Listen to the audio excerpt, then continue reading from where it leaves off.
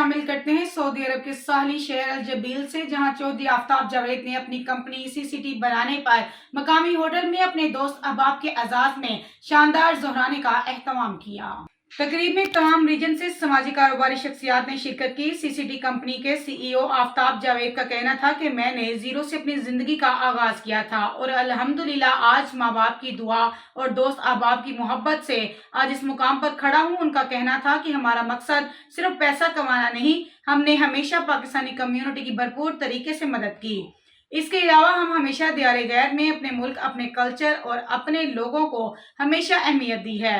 ज़ोहराने में खसूसी शिरकत बाबाए जबील, जावेद आफ्ताब, डॉक्टर इकराम, परवेज अहमद, चौधरी सफदर, डॉक्टर इसरार अहमद, रियाज आरफ, कमांडो जुल्फकार अहमद, अली बंगश, पीरजादा साद अहमद, रियाज राना फयाज, मलक उस्मान अवान, मैडम वजीहा जैदी और दीगर कम्युनिटी ने शिरकत की और मुबारकबाद पेश की।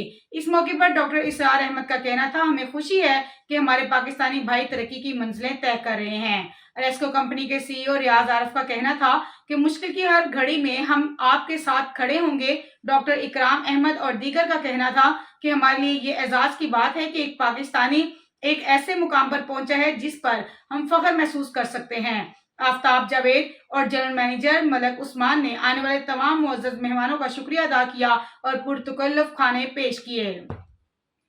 मज़ीद ऐसी खबरों से बाखबर रहने के लिए हमारे चैनल को लाइक, शेयर, सब्सक्राइब जरूर करें और बेल आइकन दबाना ना भूलिएगा ताकि आने वाली हर नई वीडियो आपको मौसूल हो सके। तो देखते रहिएगा चैनल 1 by 1 न्यूज़ HD।